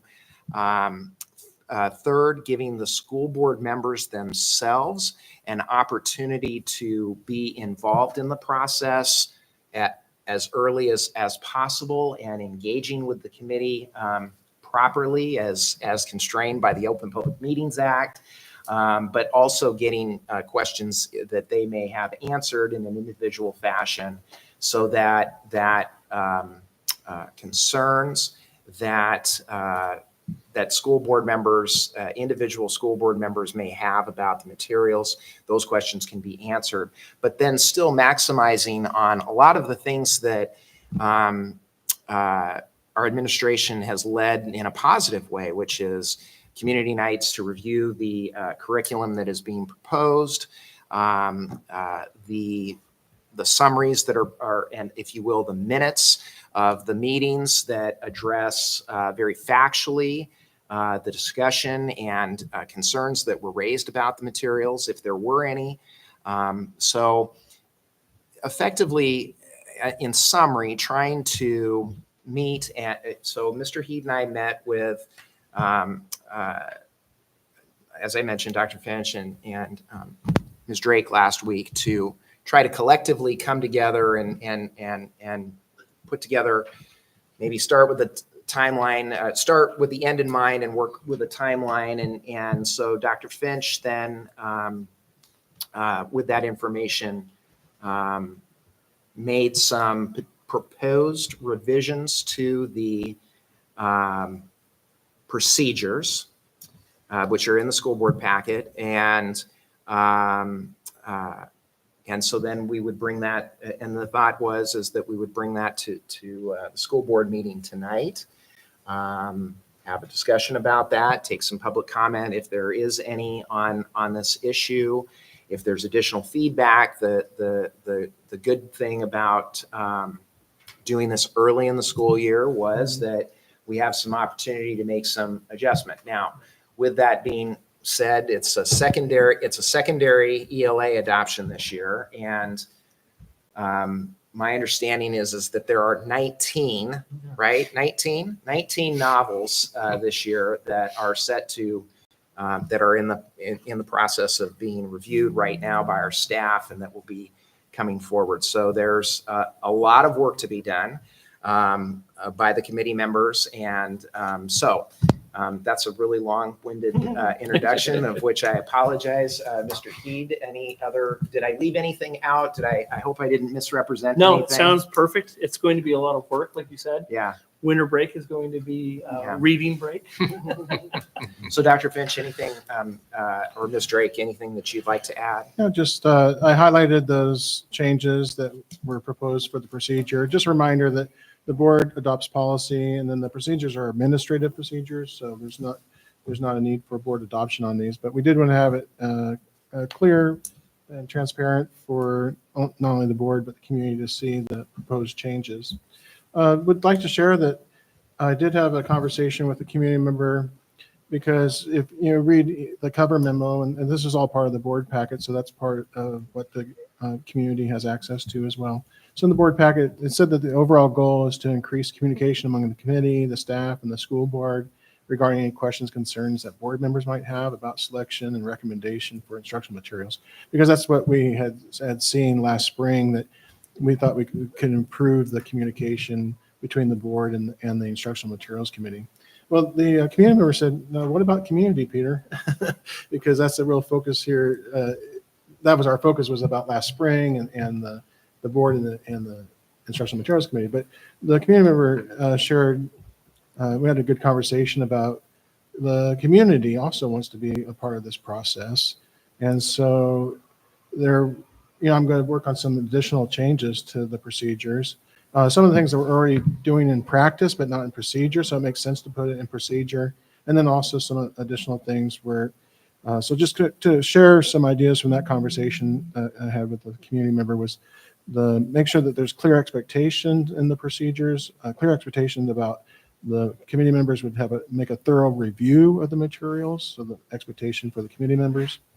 Also that committee members, staff members who are on the committee would not present to the committee. We would make clear, and that's been our practice, that staff who present to the instructional materials committee would not be members of the IMC. So you wouldn't present and then vote on what you presented. Another one was having a process, just like we had put in here that the school board members will submit questions and concerns in writing to the IMC to consider, that we will develop a process that community members could also provide written comment for the instructional materials committee to consider. We have been making the materials available for public to review, but put that into procedures that we would have a process so that the public could review the materials, and then also make the list available on our website so that it's clear what's going to be up for adoption, and people could review those on their own if they like, and then submit written comments for the instructional materials committee to review. So just appreciate the community member reaching out and sharing his perspective. Like I said, the real focus that we had in the meeting with Stacy Drake, Michael Thorner, and Joel Heed was how can we improve that communication between the school board and the instructional materials committee, but then also from the community member's perspective, it was nice to have his perspective and some additional changes that I'll be putting into the procedure. Can I ask a question? Sure. I do want to clarify one thing. I think there was at least one parent or a community member that got up and said, why do we have a instructional material committee approving if the school board members are just going to not approve, which is a very valid question. And so I think the reason for it was not so much of that observation. There was a report that said that I think at least 4 parents, and it was mentioned that didn't show up to vote, and so that for me, that was my concern. I think is that the parents that were supposed to show up to participate didn't participate. And so I think part of this too is to ensure that we have the parents involved in this process as well as the teachers, and so it's not just the teachers, but it's parents and teachers. And so that's part of the reason why we've gone down this road of reviewing this. And just to highlight, then we are changing it so there's a pool of candidates for the IMC, and they'll read all the materials just like everyone else. And they can stay for the meeting, but what we'll do is pull the 8 out of the pool, Mhm. and then they'll be the voting members. Other people who did all the research, and they can stay, they can be non-voting members, they can share their comments, but then we'll just have the 8 that are randomly selected at the meeting. They'll be the voting members. Yeah. And I guess my question then is, what's the metric for selecting the 9 staff and the 8 parents? And then also kind of thinking, 19 novels, is 17 enough to spread that out? And should we leave the number open-ended to allow more in case of, when we have a heavy load of approval? Right. So the question was to expand the committee. Well, I think. And what's the metric for choosing? Well, the selection of the committee is random. For the pool, there's a term of 4 years, and then we advertise that if you're interested in being on the instructional materials committee, please submit your name, and then we do a selection here at the board meeting. So it's through advertisement. Right. Okay, gotcha. And then, like the committee member was saying, we make sure we make it clear that what the expectation is, that you're going to review the materials thoroughly. And then also we did put in here that the IMC meeting will be recorded and posted to the district website. So make sure people are aware of that ahead of time so that they know they'll be recorded and put on the website. So, Are they asked each year, the ones that are on for a term, are they asked somewhere in there, obviously, If they want to do you continue. want to return or continue? Yeah, Stacy's. reached So we're out to not surprised. Yeah. And some have said there was something that came up, and others have said that they would prefer not to be on the committee. So it's kind of a case-by-case basis. Sure. Right. Yeah, our plan is to get the new procedures in place and then advertise with those new procedures, and then have the call for people who are interested in being on the committee, and then do the draw at the end of next month, basically a month from today. How are we advertising? Through our email system to Okay. parents. Okay. Peter, will that list of novels be posted to the website as well? Yes, that's what that was a suggestion that was made today, and yes, Okay. we'll be putting that up there. Yeah. And also have a way that they anyone can give input to the committee too. Okay. We'll do that off the website.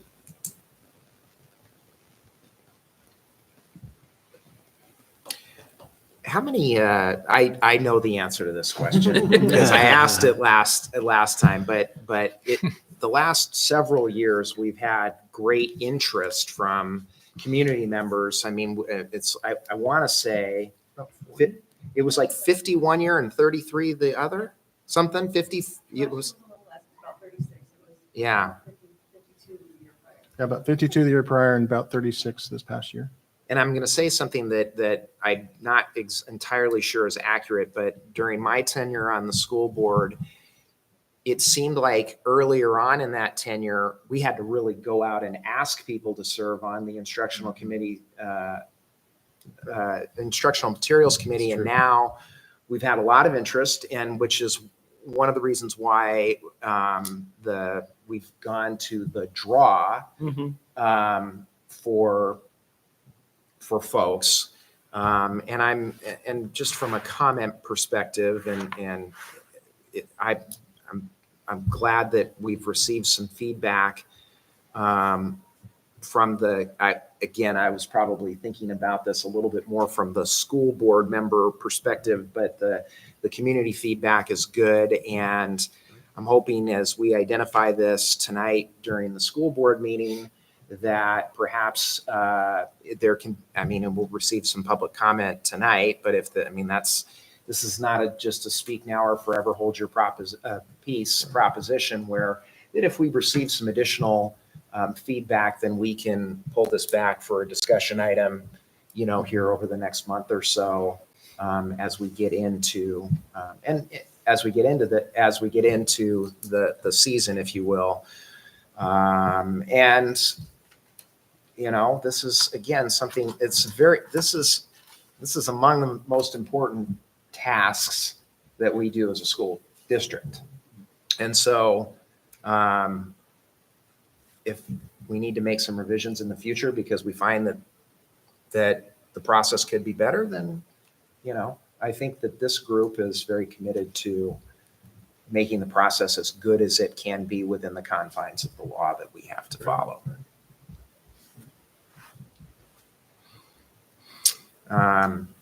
Any other comments for to the additions? Again, we'll monitor feedback that we receive, and if we need to bring this back up, depending on additional feedback that we hear tonight and that Dr. Finch may hear, we'll address that at an upcoming meeting or two. Yep. Okay. Anything else from school board members? Okay. Thank you. So item 10 is public comment on the discussion item that you just heard. So at this time, I'll open it up for public comment on the discussion item regarding the Instructional Materials Committee procedures. So I'll open that up at this time.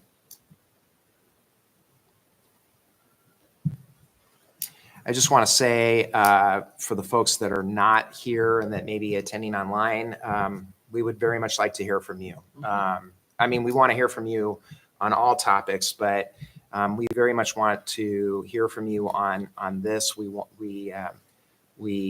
do want this to be a process that everybody has ownership in and that everybody feels good about, and that the curriculum is the best that we can have and is appropriate for our students. So I think we're all hoping and trying to achieve the same thing. And so getting as much input on this as possible is appreciated and welcomed. Yeah, just make clear that these are administrative procedures. So certainly if there's anyone that has suggestions, please contact me, call my office, send me an email. Very interested in hearing from you. So thank you. Okay. Item 11 is action items, approval of travel requests. So we have 5 of them. Maybe before we take them one by one, I'll just open it up for I'll just open it up for questions. I did ask, just for transparency purposes, on item number 1 prior to the meeting, I asked Dr. Finch how many students were going to the DECA conference in Bellevue next month, and because that was not clear to me in the travel request, and it's 48 students that are going to Bellevue. So I asked that question. So any other questions about the travel request? Yeah, maybe just do the Oh, overview sorry. here. So yeah, we have the DECA to Bellevue, that's with students. We have 2 members of our family engagement department going to the National Migrant Conference. That's paid for by our migrant education funds. We have our director of family engagement, Minerva Parda, has been invited to be on a panel to present, and that's should be Nebraska there, Bellevue, Nebraska. And so that's, the organization is paying for her registration and her lodging. So the only cost there is her travel, which is coming from the migrant education as well. We have a swim meet in Pullman. That is a student that's on our swim team from West Valley, student that is on the West Valley swim team.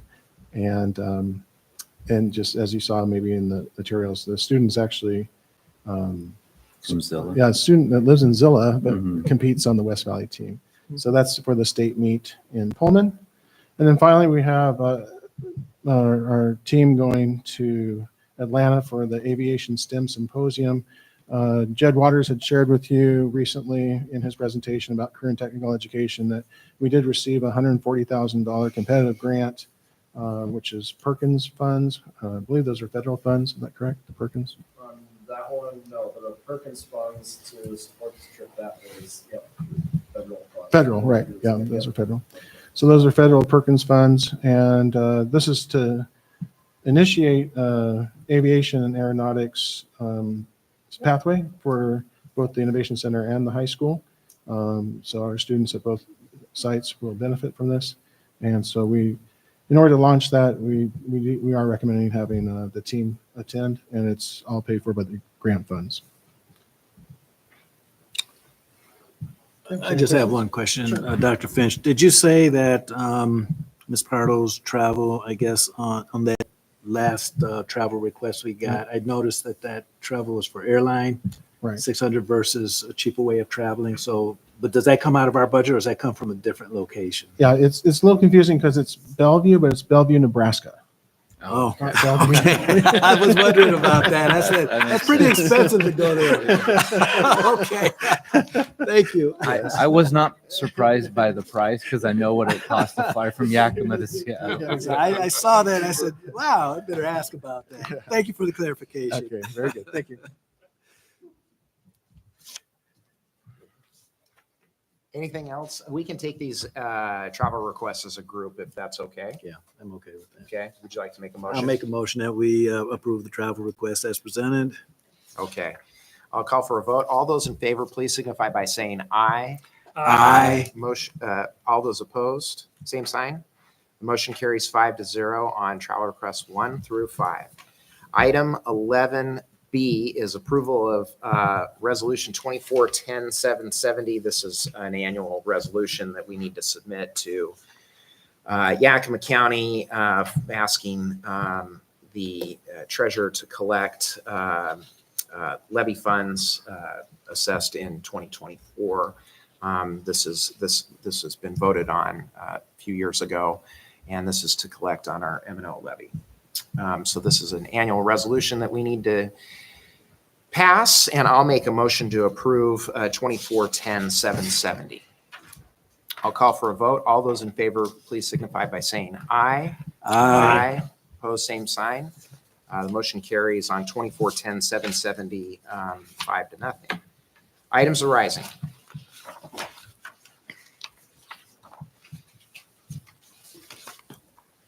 All right. Item 13, reports. Yes, this is the meeting where we have the enrollment report, safety report, and travel log. And so enrollment report is good to see that our enrollment in October was higher than September. So that's a good thing to see. Yes. And superintendent's report. Yeah, we have a written report in the packet, but just wanted to highlight that board members are invited to attend the Veterans Day Assembly that we have here at the high school. It'll be on Friday, November 8th. We'll be inviting any veteran in the community is welcome to show up. So if there's anyone listening online, you're welcome to show up at 8 a.m. on Friday, November 8th here. There'll be a continental breakfast for our veterans. And then after the breakfast in the Commons, then we'll go into the gym and have a nice program that's led by our students from the JROTC program. Appreciate the leadership of Colonel Brian James and Master Sergeant Greg Bynum for their leadership with our students. Focus this year is servant leadership. Dr. Finch, real quick on that. So the continental breakfast starts at 8. Do we know what time the assembly starts? Don't know if they have the exact schedule laid out at this point in time, but I'll email the board and let them know that. Thank you.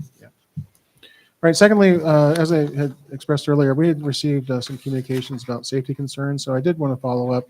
I did follow with the parent, and then also just wanted to make sure that shared with the community that we have continued to work with the School Safety Operations and Coordination Center. It's called the SOC. It's located at ESD 105. There's a staff member from the SOC that's assigned to each school in West Valley. And then we have a school administrator from each school that's assigned to meet with the SOC on a monthly basis. Oftentimes those meetings are through Zoom. However, recently Heidi Sutton, principal of Apple Valley Elementary, had requested an in-person meeting so that the SOC staff member could review safety procedures at the school. Also, we do have security staff across the district. So we have 2 security staff members that are at the high school and are available for the Innovation Center. We have 2 security staff members at the mid-level campus, so that's the middle school and the junior high. And then we have 2 security staff members who rotate throughout the day at our elementary schools. We do have additional security staff contracted for the evening for night patrols throughout the district. The security staff do check throughout the day and the night with our outside doors to make sure that the campus is secured. And all schools have security access buzz-in systems to keep the school secure as well. Also wanted to share that our facilities department addresses any facility issues in regard to safety, and staff members have been instructed to contact the head custodian at their work site via email. We require that via email, so there's written documentation. We have an archive system in our email, so every email that's sent in the West Valley School District email system is archived. And so they are supposed to notify the head custodian via email to address a facility issue. If the head custodian is not able to fix the problem, then they submit a work order to the facilities department to request additional assistance.